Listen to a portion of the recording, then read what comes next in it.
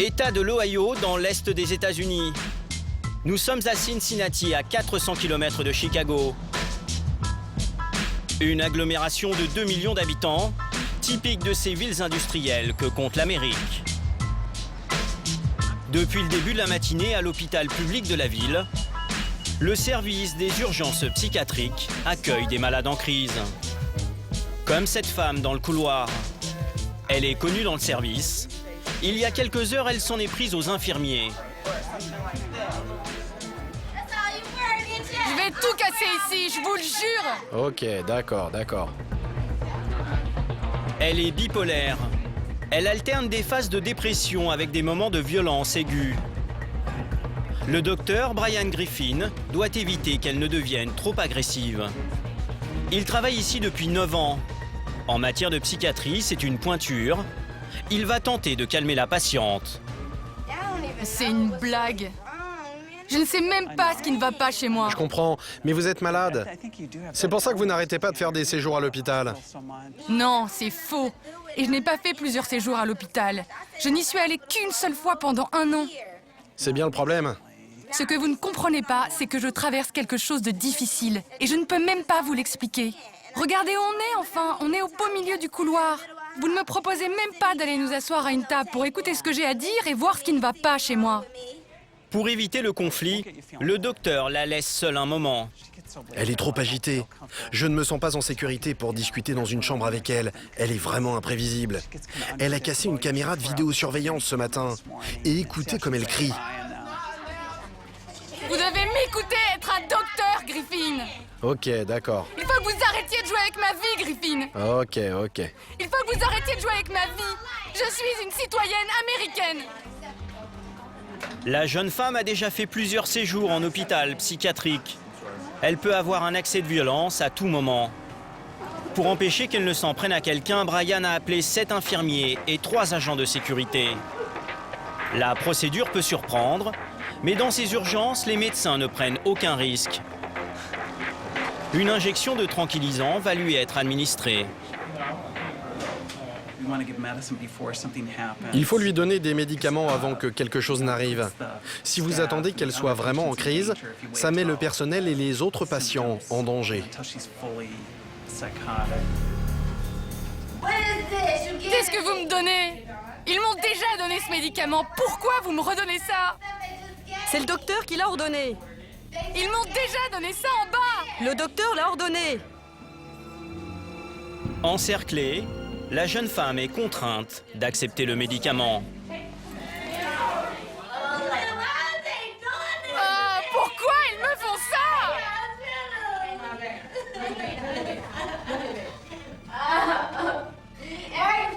Allez vous faire foutre! Si jamais vous sortez... Va te faire foutre! Va te faire foutre! Allez, vous l'emmenez en salle d'isolement. Emmenez-la là-bas. En attendant que le tranquillisant fasse effet, les infirmiers vont prendre une mesure de sécurité supplémentaire. Ils la transportent dans une chambre d'isolement. C'est une pièce spéciale, sans lit ni lavabo, pour éviter qu'elle ne se blesse. La salle dispose d'une caméra vidéo pour la surveiller. J'en ai rien à foutre! Je ne peux pas vous parler. Je n'ai pas le droit de vous parler. Qu'est-ce que tu me veux, toi? La patiente va rester enfermée le temps qu'elle se calme. À l'hôpital de Cincinnati, le personnel répète sans cesse ce type de procédure médicale. Une manipulation toujours délicate. Chaque geste est calculé pour éviter de blesser les malades. On essaie toujours de maîtriser un patient. On ne l'attaque pas. On ne doit pas utiliser une force excessive ou frapper. C'est vraiment une question de maîtrise. C'est pour ça qu'on vient très nombreux. Être nombreux, c'est nécessaire pour attraper les jambes, les bras, tout ce avec quoi la patiente pourrait frapper. On doit être capable de contrôler ça. Et c'est toujours plus difficile de maîtriser quelqu'un que de frapper quelqu'un. Toute cette merde, c'est diabolique! Les hôpitaux, c'est l'enfer! Pour comprendre comment sont pris en charge les malades mentaux aux États-Unis, Nous avons suivi le travail du docteur Brian Griffin aux urgences psychiatriques de Cincinnati. Il doit gérer les crises et les délires de ces malades qui se succèdent dans son service. 1, 2, 3, 4, 5, 6, 7, 8, 9, 10, 11, 12, 13, 14. 14 personnes aujourd'hui. On est vraiment surchargé. Nous irons également en Virginie, dans un hôpital psychiatrique ultra sécurisé qui accueille les malades les plus dangereux de l'Amérique.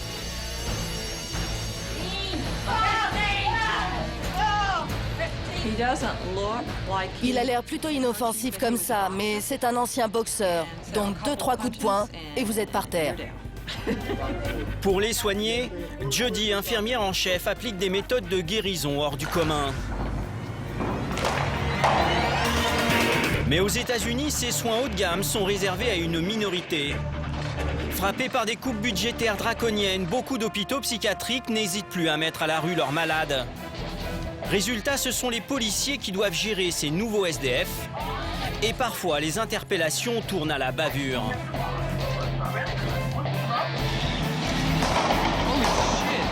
Ce n'était pas nécessaire. Je vais porter plainte. Je vais porter plainte. Vous n'avez pas le droit de m'arrêter. Vous n'avez pas le droit de m'arrêter. En Californie, l'intervention vire au cauchemar pour un SDF schizophrène. Battu à mort par les forces de l'ordre, il décédera de ses blessures.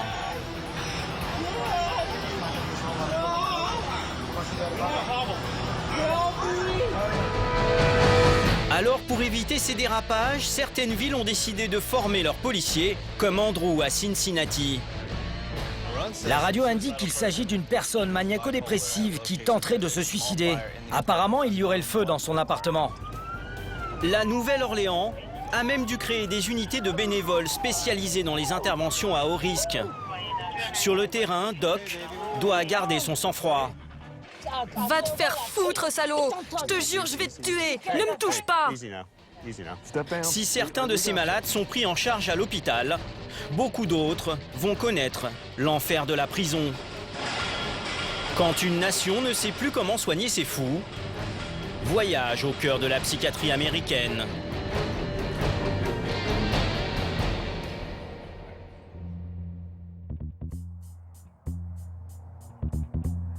Le jour se lève sur Staunton, une petite ville de l'État de Virginie, à 2 heures de route de Washington. C'est dans cette campagne reculée que se trouve un hôpital ultra sécurisé, le Western State Hospital. Derrière ces grillages, plus de 250 patients qualifiés d'ultra dangereux. Des malades mentaux qui ont agressé des infirmiers, d'autres qui ont commis des meurtres. Certains ont déjà fait plusieurs séjours en prison. Bonjour Dolores. Pavillon numéro 5. Il est 7 heures du matin. Pour tous les patients, c'est l'heure du réveil. Un moment particulièrement délicat pour le personnel. Jody, en poste depuis 25 ans, est l'infirmière en chef. Ce matin, elle est sur ses gardes. Dans cette chambre, une femme fait preuve d'agressivité depuis plusieurs jours. Elle s'appelle Brigitte. Elle souffre de troubles de la personnalité. Elle s'automutile et frappe les patients et le personnel. Jody a donc posté des infirmiers à l'entrée de la chambre pour la surveiller 24 heures sur 24. Mais aujourd'hui, Brigitte va tromper leur vigilance et semer le chaos dans le service. À peine sortie de sa chambre, elle se jette sur une autre patiente. Apportez la chaise. Au sol, la victime est fortement choquée. Mais l'urgence pour Jody, c'est de maîtriser la malade. L'infirmière va utiliser une chaise munie de lanières, spécialement conçue pour immobiliser les patients en crise.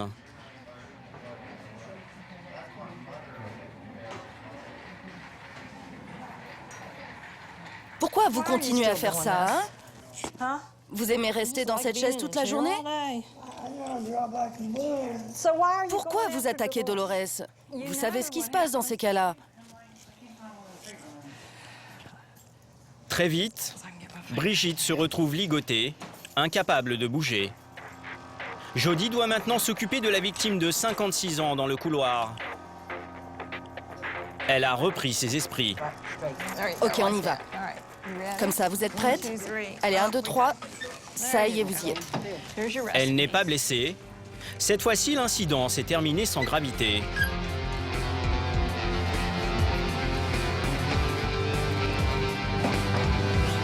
Comme sanction thérapeutique, la femme agressive va rester attachée à la chaise pendant 2 heures. Cette chaise est habituellement utilisée en prison pour contenir les détenus ultra dangereux. Les médecins de l'hôpital l'ont adoptée. La patiente est dans la chaise. Les sangles se mettent comme ça, sous les bras. Et on les attache ici en bas. Donc la patiente ne peut pas se balancer comme ça plaque le bassin contre la chaise. Les poignets sont ici de chaque côté et on peut les serrer. Les jambes sont là attachées, donc la patiente ne peut pas vous frapper. Elle ne peut pas vous donner des coups de poing ni vous blesser. On s'est aperçu que ça réduisait le nombre des blessures, aussi bien pour le personnel que pour les malades. Quelques heures plus tard, la colère de Brigitte s'est apaisée.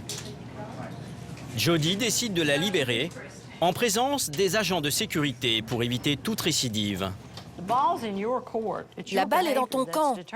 C'est ton comportement qui détermine si tu es attaché ou pas, si tu es dans la chaise ou pas. Tant que tu attaqueras les gens, il faudra qu'on fasse quelque chose pour que tout le monde soit en sécurité.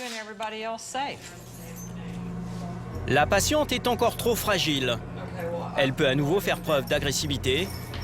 Elle va donc rester entravée toute la journée.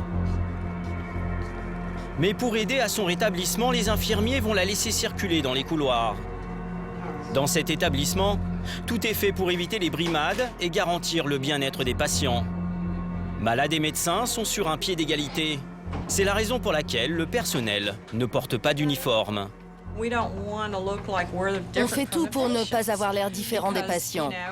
Parce que ça n'aide pas le processus de guérison, donc ça fait des années qu'on met des vêtements normaux. Et ce n'est pas la seule innovation qui a fait la réputation de cet hôpital dans toute l'Amérique. Chaque jour, les dizaines de malades se dispersent sur ce qui ressemble à un gigantesque campus universitaire. Une quarantaine de disciplines sont enseignées. Mécanique, jardinage, activités sportives ou créatives et des cours pour apprendre à cuisiner. Prenez une autre bouteille de ketchup là-bas.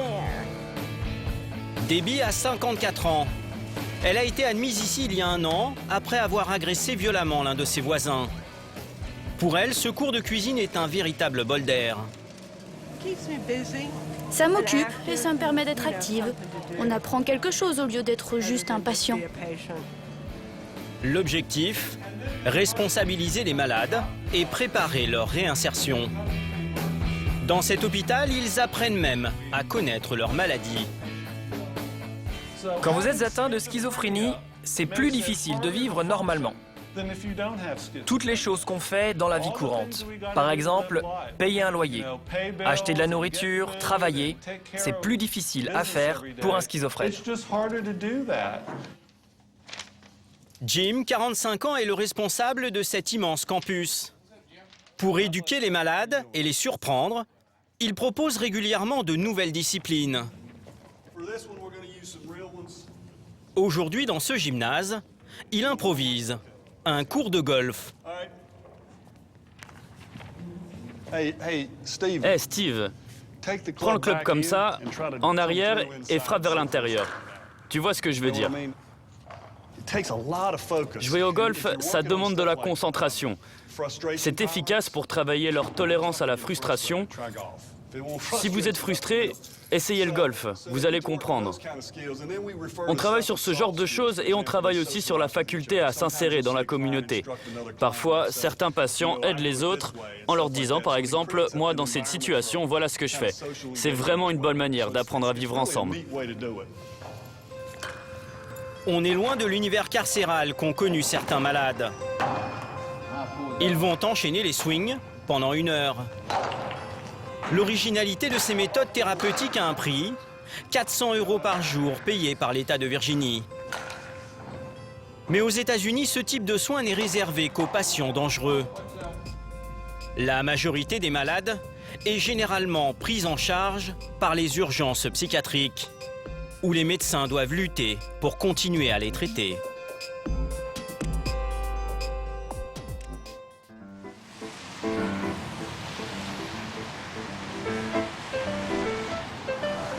Retour aux urgences de Cincinnati avec Brian Griffin, le docteur en psychiatrie. Ce matin, avec les infirmières, il doit rendre visite à un patient schizophrène. L'homme entend des voix. Il a été arrêté par les policiers après les avoir menacés avec une hache. Interné et sous traitement depuis 3 semaines, son état ne s'améliore pas. Malgré les médicaments, il délire en permanence. Jésus, Jésus est mon sauveur. Jésus est mon sauveur. Jésus est mon sauveur. Du calme. Jésus est mon sauveur. Doucement. Respirez. On va faire notre méthode de respiration. Chut. Vous vous rappelez? Allez, respirez. Ok, bon travail. Pour le soigner, le docteur Griffin aimerait modifier son traitement. Seulement, les nouveaux médicaments qu'il préconise coûtent cher. Or, aux États-Unis, il ne peut décider seul comme le ferait un médecin français. Ici, les frais d'hospitalisation et les traitements sont financés par les assurances privées des malades. Attendez-nous là. On revient tout de suite. Avant d'engager des coûts supplémentaires, il est obligé d'appeler l'assurance du patient pour lui demander son autorisation. Et aujourd'hui, il a un sacré problème sur les bras. Le problème, c'est que la compagnie d'assurance ne veut plus payer. Elle pense qu'on devrait pouvoir soigner le patient en 10 jours. Et elle n'aime pas quand on met en place un premier traitement médical qui ne marche pas. Quand on veut essayer un autre traitement, elle ne veut plus payer. Et elle trouve toutes les excuses possibles et inimaginables pour ne pas dépenser d'argent. Brian et l'infirmière décident d'appeler le représentant de l'assurance, qui pour le moment refuse de payer pour changer le traitement. Nous sommes autorisés à enregistrer une conversation que les hôpitaux américains en général préfèrent cacher. Écoutez, voilà ce qui se passe. Il est schizophrène, il est sous pression, il a des délires religieux, il est désorganisé et il a des hallucinations. Oui, mais ce qu'on s'est dit hier, c'est qu'il n'était plus agressif et qu'il ne risquait plus d'attaquer quelqu'un. Oui, mais il est psychotique. Il ne va pas frapper quelqu'un, mais il a besoin d'être pris en charge. Le ton va très vite monter car le représentant de l'assurance ne veut pas entendre parler d'un nouveau traitement. Mais ça fait déjà 1 mois qu'il est là. Je sais, mais on a mis en place un traitement qui n'a pas marché. Quand vous avez des patients comme ça, il faut s'y reprendre à plusieurs fois avant de trouver le bon traitement, un traitement qu'ils vont tolérer. Non, je suis vraiment désolée, mais je ne suis pas d'accord. Ouais, je m'en doutais. On en a parlé hier, je vous l'ai déjà dit. Ouais, je vous l'ai dit ce matin. La difficulté, c'est que... Je ne suis pas d'accord, pas question. Je ne prendrai pas de décision. On en a parlé ce matin à la personne qui organise les choses. Oh, je n'y crois pas, elle a raccroché. Il refuse de payer le traitement. C'est typique. Voilà comment ça se passe. Ça marche bien tant que le patient va bien et qu'il ne reste à l'hôpital qu'une petite semaine. Et ça, les patients ne le savent pas. Les gens qui achètent une assurance croient qu'ils sont couverts, mais en fait, ils ne le sont pas. C'est vraiment stressant pour nous. Le docteur Griffin est confronté tous les jours à l'intransigeance des assurances. Heureusement pour ce patient, cet hôpital public va prendre en charge les nouveaux frais médicaux. Mais sur le territoire américain, tous les médecins ne sont pas aussi consciencieux que Brian Griffin. Dans certains États, les hôpitaux n'hésitent pas à jeter à la rue les malades incapables de payer.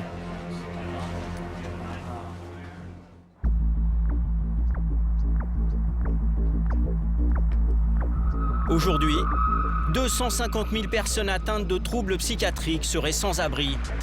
Et c'est en Californie, à Los Angeles, que le scandale a éclaté. À Skid Row, un immense quartier de 6 km² où vivent 10 000 SDF. Un tiers de ces personnes seraient des malades mentaux. C'est le cas de Clifford. Âgé de 54 ans, il souffre de schizophrénie. Il a été interné à plusieurs reprises en hôpital psychiatrique avant d'échouer sur ce trottoir. J'entends des voix qui me disent de faire des choses. Ces voix, ce ne sont pas des démons. Ça vient de moi. Et je connais ma maladie mentale. Je sais que j'ai une personnalité double. Mais je ne vais pas les laisser, ces voix, m'entraîner vers le suicide ou blesser quelqu'un. Elles viennent souvent, ces voix. Parfois je suis triste, mais vraiment au bout du rouleau. Et les voix, elles me disent d'agresser quelqu'un ou de me faire mal. Ça me rend fou. Vous voyez, du genre, allez vas-y, tue-le. Et moi je résiste. Je dis non, non, n'y pense pas. Mais les voix, elles reviennent et ça recommence. Elles me font peur. Dans ce quartier, aucune aide psychiatrique n'est apportée aux malades mentaux comme Clifford. Pire encore, les hôpitaux spécialisés n'hésitent pas à se débarrasser ici des malades désargentés dont ils ne veulent plus. La caméra de surveillance d'une association catholique a d'ailleurs filmé les conditions de leur arrivée sur ces trottoirs. À droite de l'image, ce taxi va déposer une femme qui porte encore une blouse d'hôpital. Complètement perdue, elle se met à marcher à contresens sur la route. Âgée de 63 ans, elle souffre de démence. Elle a été mise dans un taxi par un hôpital californien car elle était incapable de payer les frais médicaux. Après enquête, la ville a porté plainte contre l'établissement. L'hôpital a dû présenter ses excuses et risque une condamnation. Dans le quartier, la mésaventure de cette femme est loin d'être un cas isolé. Oui, monsieur.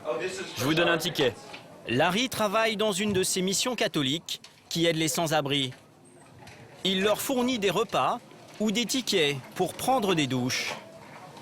Depuis 6 ans, il a vu de nombreux cas similaires. J'ai été témoin de ça, je vais être honnête. J'ai vu des hôpitaux venir et jeter leurs patients ici. Ils n'avaient plus d'argent. Il faut penser à ça. Quelqu'un qui a des problèmes psychiatriques et qui est à l'hôpital, vous savez pourquoi les hôpitaux s'occupent d'eux? Ils s'en occupent parce qu'ils sont payés. C'est pour l'argent. C'est un business. Il ne faut pas se voiler la face, c'est aussi un business. Donc qu'est-ce que vous faites quand un patient n'a plus d'argent? Dans un monde parfait, on continue à le soigner. Mais on n'est pas dans un monde parfait.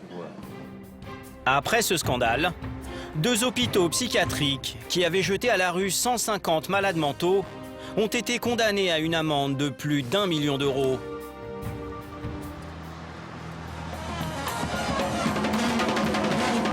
Mais la situation la plus catastrophique, on la trouve à la Nouvelle-Orléans, au sud des États-Unis. Dans cette ville de 300 000 habitants, il n'y a que 60 lits de psychiatrie, 3 fois moins que la moyenne nationale. Alors, avec les moyens du bord, les autorités ont créé une brigade de bénévoles intégrés à la police locale. Chaque jour, Doc et Tom sillonnent la ville pour venir en aide aux malades mentaux qui vivent dans la rue. Au moindre appel radio, ils interviennent. Le code est 103M. C'est un malade mental en crise. Apparemment, c'est une femme afro-américaine. C'est la seule chose qu'on sait pour l'instant. En situation de crise, chaque minute compte. Alors pas de temps à perdre pour ces volontaires. Dans la vie, Tom est directeur de casting. Doc, lui, est un ancien psychologue. Aujourd'hui, il est retraité. À 66 ans, il a souhaité s'engager pour aider les malades mentaux à la dérive. Dans cette ville, je pense que c'est utile, surtout en ce moment. C'est honteux qu'ils aient besoin de nous. Il devrait y avoir de meilleurs services. Comme ça, il n'y aurait plus besoin d'unités de crise comme la nôtre. C'est comme ça. On est obligé d'être là et finalement, on enlève des gens de la rue qui pourraient faire du mal aux autres. Donc je pense qu'on aide vraiment la population. Arrivés sur les lieux, les deux agents retrouvent une patrouille qui a interpellé la jeune femme en crise.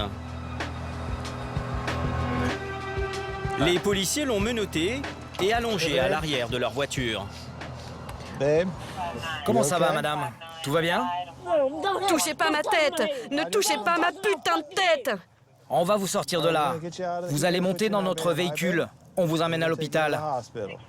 Qu'est-ce qui s'est passé exactement? Elle était là-bas dans ce quartier et elle mettait des bouteilles de verre sous les pneus des gens. Elle jetait de la nourriture aussi. Doc et Tom la connaissent. Ils l'ont déjà conduite à plusieurs reprises aux urgences psychiatriques. Elle est sans domicile fixe. Un détail attire tout de suite l'attention des policiers. Elle porte encore le pyjama vert de l'hôpital. Elle vient sans doute d'être renvoyée d'un établissement psychiatrique. C'est la troisième fois que je la croise. La première fois, elle me détestait. Ensuite, elle m'aimait.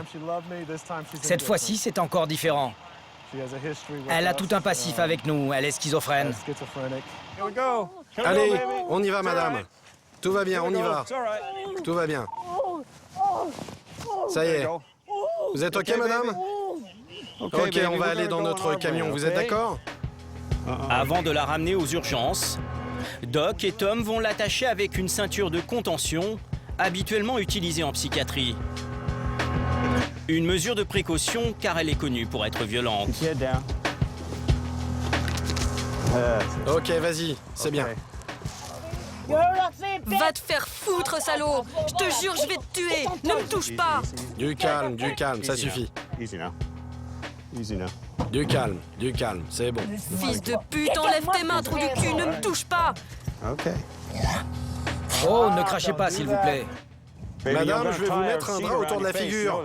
Vous connaissez le truc, hein? Il faut que vous arrêtiez ça. Vous ne voulez pas de ça, n'est-ce pas?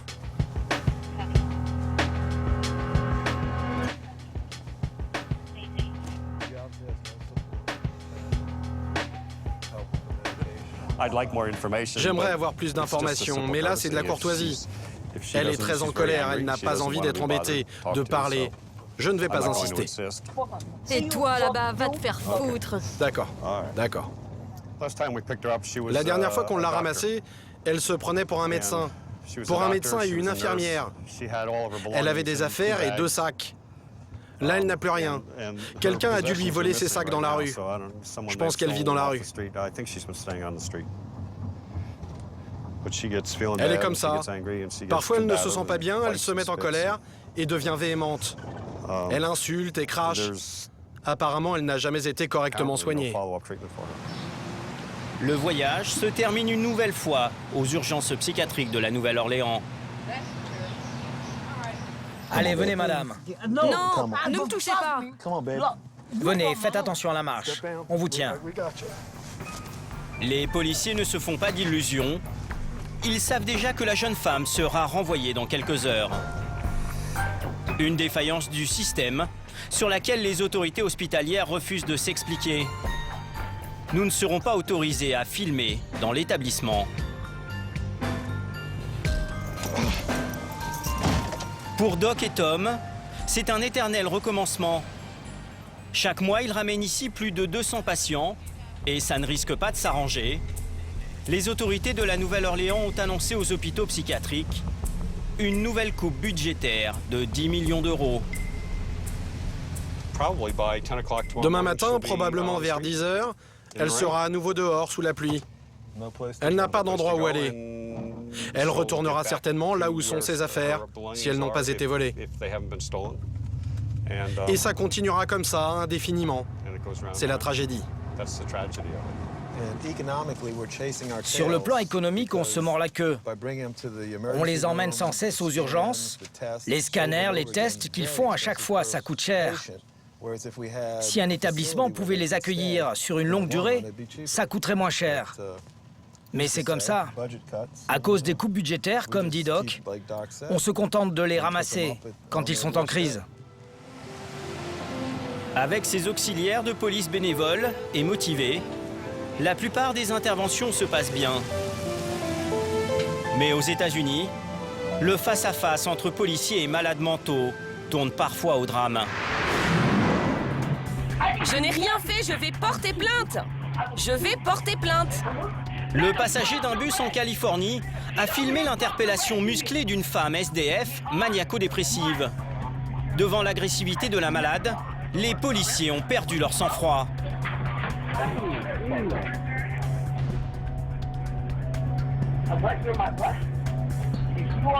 Je vais porter plainte. Je vais porter plainte. Vous n'avez pas le droit de m'arrêter.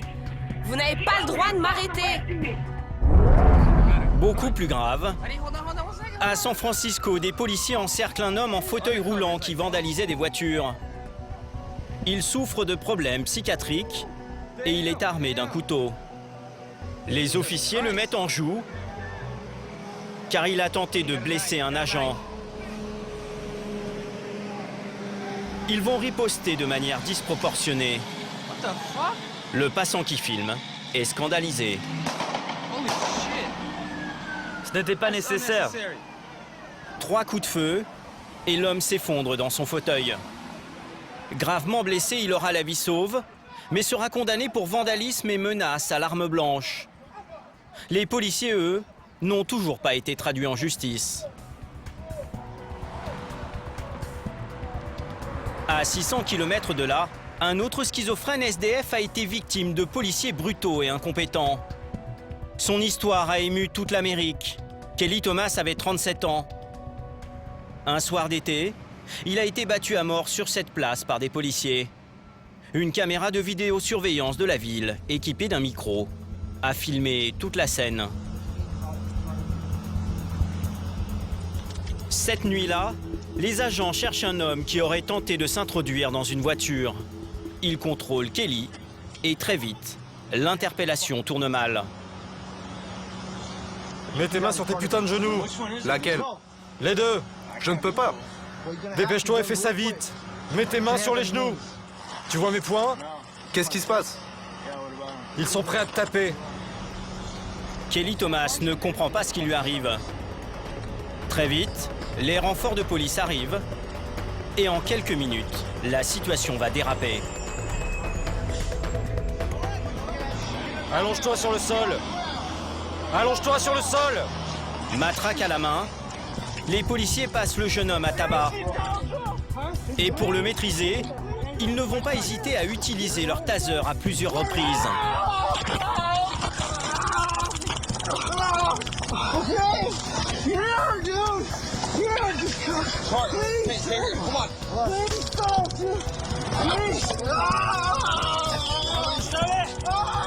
Une véritable scène de torture qui se déroule devant des riverains choqués.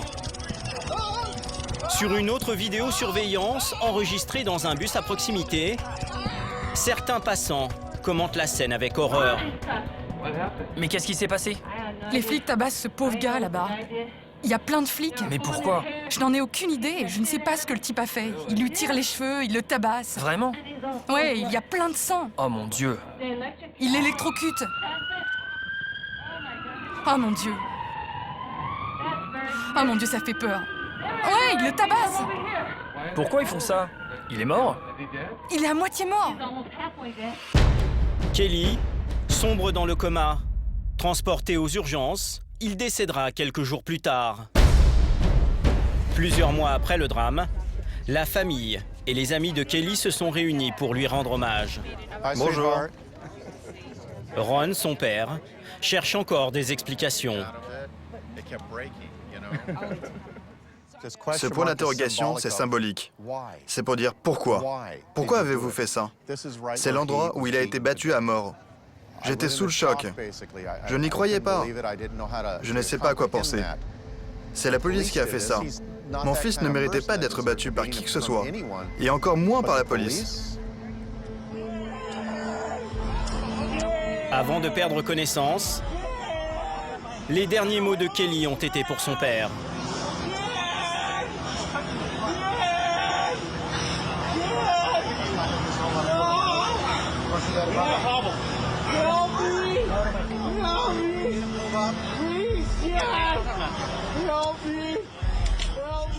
Sur la vidéo, on l'entend crier « Dieu, Dieu, aide-moi, Dieu ». Et les 3 derniers mots de sa vie, c'était « Papa, papa, papa ». C'est pour ça que je me bats autant. Parce que jour et nuit, j'entends ces mots. J'entends mon fils crier pour que je lui sauve la vie. Ce sont les 3 derniers mots de sa vie. Je ne pourrai jamais oublier ça. À l'hôpital, Ron découvre le visage de son fils. Il est méconnaissable. Il a de multiples fractures au visage et le thorax enfoncé. L'histoire de Kelly, c'est l'histoire classique d'un schizophrène abandonné par le système de santé américain. Diagnostiqué à l'âge de 17 ans, Kelly fait plusieurs séjours en hôpital psychiatrique. Il suit un traitement médical et à la demande de son père, il est finalement placé dans une résidence spécialisée. Mais sans la surveillance de ses proches, sa vie bascule peu à peu. Il finit par quitter sa résidence et se retrouve à la rue. Vous savez, vivre avec quelqu'un comme lui, c'était vraiment un travail quotidien.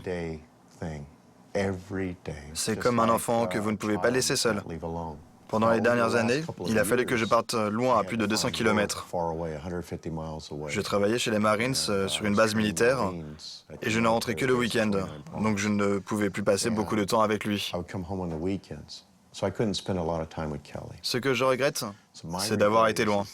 Je ne pouvais plus l'obliger à prendre ses médicaments, du coup sa schizophrénie a empiré.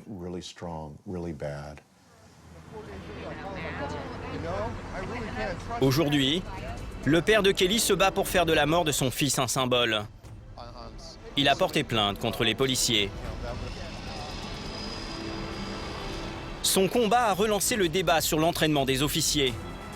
Désormais, dans la plupart des États, les agents sont formés à l'académie de police pour appréhender les personnes souffrant de troubles psychiatriques.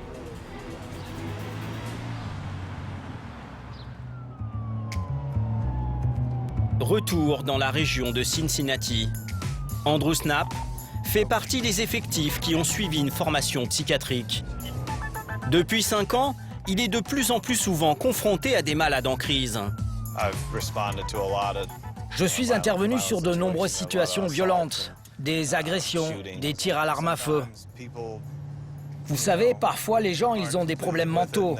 Ils appellent et disent que quelqu'un est en train de cambrioler leur appartement. Et quand vous arrivez sur place, vous vous rendez compte qu'ils ont simplement une hallucination. On a beaucoup de schizophrènes et de personnes qui menacent de se couper les veines, ce genre de choses. Mais les 3/4 du temps, c'est juste pour attirer l'attention. Sur sa radio, un nouvel appel d'urgence. Ok, ça y est, colère explosive. Apparemment quelqu'un qui n'a pas pris ses médicaments. C'est un jeune de 15 ans qui a un couteau mais qui l'aurait jeté. C'est un cas typique pour nous.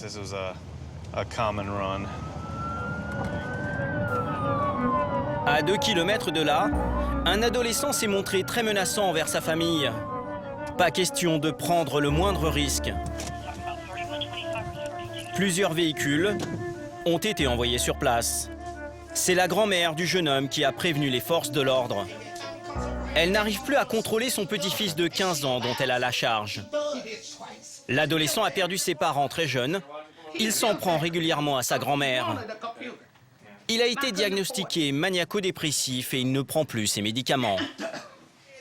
Qu'est-ce qui s'est passé exactement aujourd'hui? J'ai peur pour ma vie. Parce qu'il a dit qu'il allait tous nous tuer. J'ai vraiment peur pour ma vie, je le jure, j'ai peur. Il était hors de lui? Oui. Il s'est emporté contre moi parce qu'il a des problèmes. C'était quoi? Je ne sais même pas. C'est quoi le problème depuis quelque temps?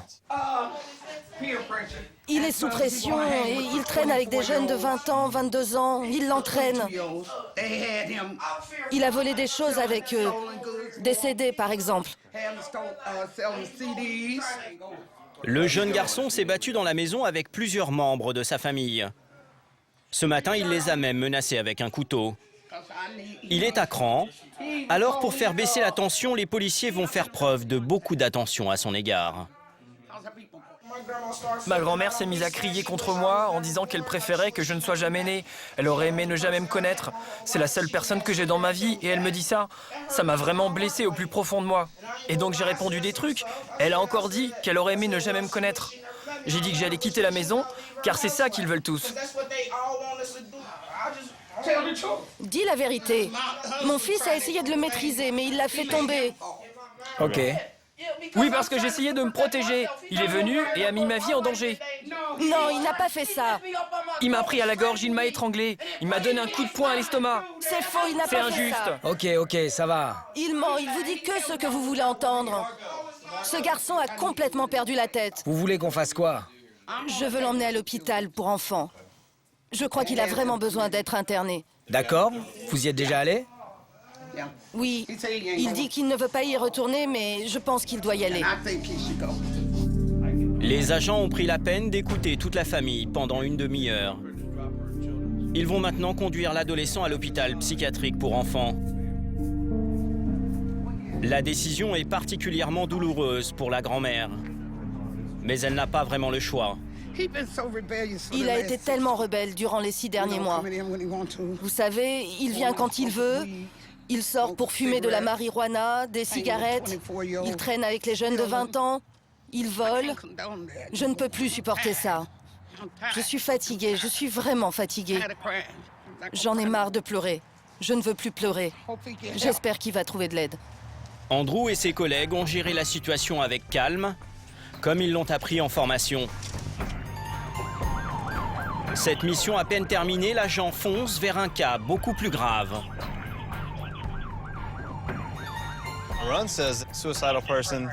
Apparemment, c'est une tentative de suicide. La personne est bipolaire. Il y a le feu dans son appartement. On ne sait pas ce qui brûle, mais on est sûr qu'il y a le feu.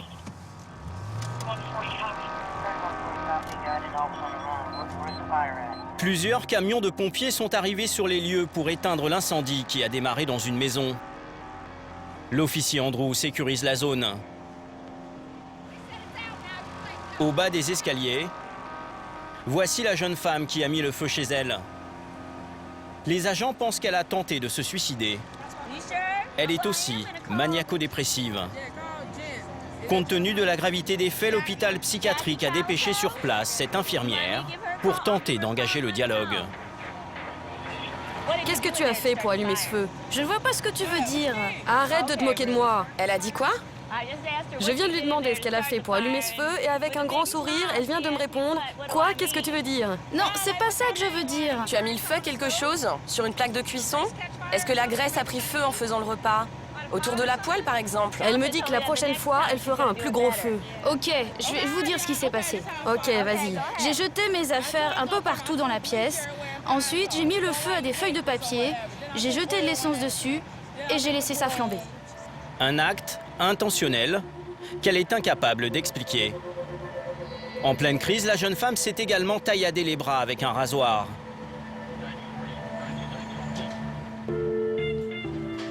Les pompiers ont réussi à éteindre l'incendie.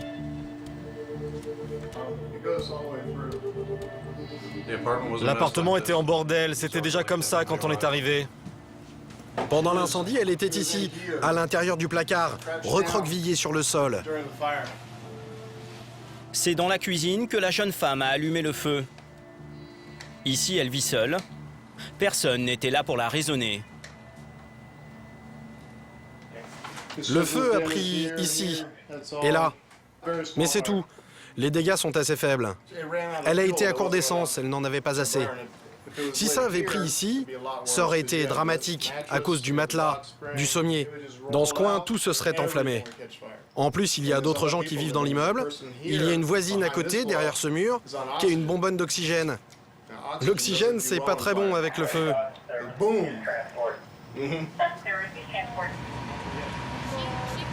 La jeune femme finit par avouer aux enquêteurs qu'elle ne prend plus ses médicaments depuis plusieurs mois. Malgré sa maladie, elle n'échappera pas à une condamnation. L'infirmière chargée d'évaluer son degré de responsabilité est catégorique. Elle aurait allumé le feu de manière consciente.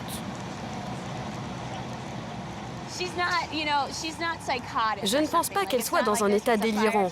Ce n'est pas comme si le feu avait été allumé par quelqu'un en état de crise psychotique. Elle a des problèmes psychiatriques, elle a un passif, mais elle est consciente. Il y a une grande différence avec quelqu'un qui allume un feu parce qu'il est en état de crise ou qui perd les pédales, par exemple. Là, c'était intentionnel. Elle dit même qu'elle n'avait pas réellement l'intention de se suicider. Quant aux blessures qu'elle a sur ses poignets, elles sont superficielles. Un simple bandage a suffi pour la soigner. Donc on ne peut pas vraiment dire qu'elle a fait ça dans un état psychotique.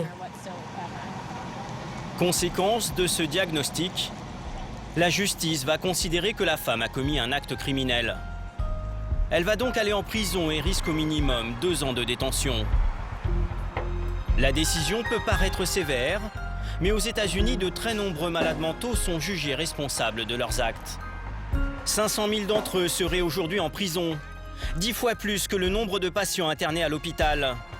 La presse américaine ne cesse d'ailleurs de tirer la sonnette d'alarme. Certains disent que c'est une véritable crise de santé publique. Nos prisons sont remplies de malades mentaux. Ces images extrêmement rares d'une prison américaine ont été diffusées par la chaîne ABC. Dans ce centre de détention, 20% de prisonniers sont des schizophrènes ou des maniaco-dépressifs, comme cet homme attaché sur une chaise de contention. Les gardiens lui ont mis un sac en papier sur la tête pour éviter qu'il ne crache. Les gens changent, leur visage se transforme. Remettez vos affaires. Remettez-les. Avez-vous essayé de vous suicider? Oui. Beaucoup de ces malades ont échoué ici pour des infractions mineures. La situation est ingérable car les gardiens ne sont pas formés pour les prendre en charge. Mais aux États-Unis, il y a un établissement où la situation est encore plus critique.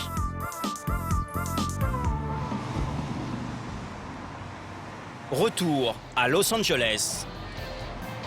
La Cité des Anges abrite la plus grande prison-hôpital du monde. Ici, 4500 personnes souffrent de problèmes psychiatriques. Il y a quelques années, une télévision américaine a réussi à filmer dans cette forteresse ces images.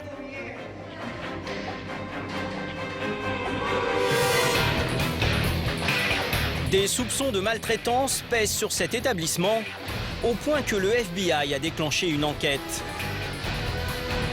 Une association s'est donc mobilisée pour faire sortir ceux qui n'ont rien à y faire. Regarde mon bras. L'autre jour, je me suis tailladé les veines. C'est au tribunal de la ville que le sort de ces malades se joue. James Collet est travailleur social. Il vient ici chaque semaine pour faire sortir les malades de l'enfer de la prison-hôpital. Ce jour-là, il attend une décision de justice qui pourrait changer la vie d'un homme atteint de schizophrénie. Le voici dans son uniforme carcéral jaune. Jacob est en détention provisoire pour avoir agressé un automobiliste. James a proposé à la juge un programme de réinsertion pour lui éviter la prison. Le magistrat va se prononcer. Vous êtes libéré sous condition. Vous devez rester loin de l'homme que vous avez agressé. Vous avez interdiction de posséder une arme à feu et vous ne devez en aucune manière porter sur vous une arme, quelle qu'elle soit. Pour Jacob et James, c'est une première victoire. Il va avoir une chance de faire ce programme au lieu de rester en prison. Et l'agression ne sera pas inscrite à son casier. Pour lui, c'est une seconde chance. Je suis vraiment très content.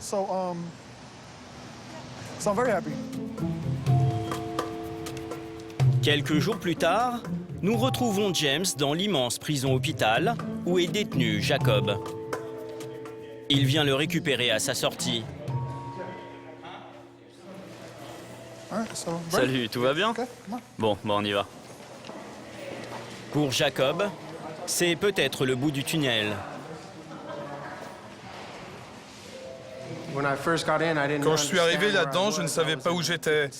J'étais dans un état d'esprit différent et peu à peu, j'ai compris ce qui se passait. À certains moments, mes codétenus étaient violents. Dans ces cas-là, tu ne sais pas quoi faire, tu dois rester neutre. Quand ils font des trucs illégaux, tu ne peux pas les dénoncer parce que sinon ils te battraient. Donc il faut rester fort, garder la tête froide et faire attention à ce qui se passe autour de toi. Je suis vraiment heureux de sortir. Ok, super, on y va. On va te placer dans une maison maintenant et te remettre sur les rails. Avant son incarcération, Jacob enchaînait les petits boulots. En dépit de sa maladie, il parvenait à louer un appartement. Aujourd'hui, il a tout perdu. Désormais, il va vivre ici, dans cette résidence spécialisée pour malades psychiatriques.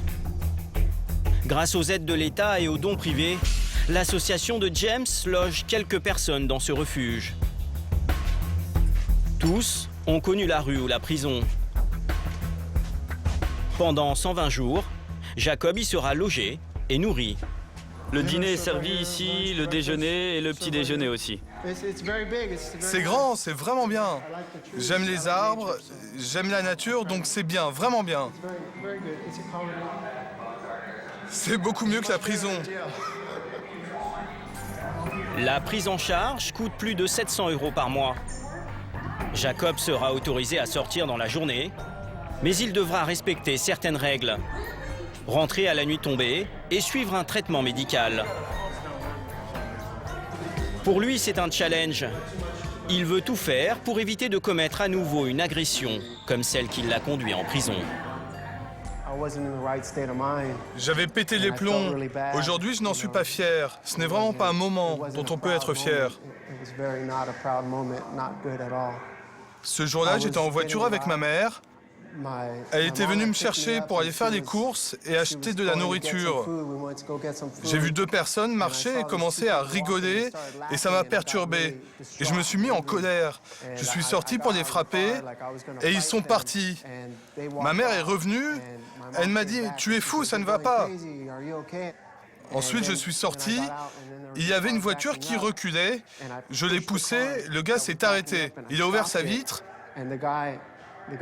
Et j'ai mis mes mains autour de son cou pour l'étrangler.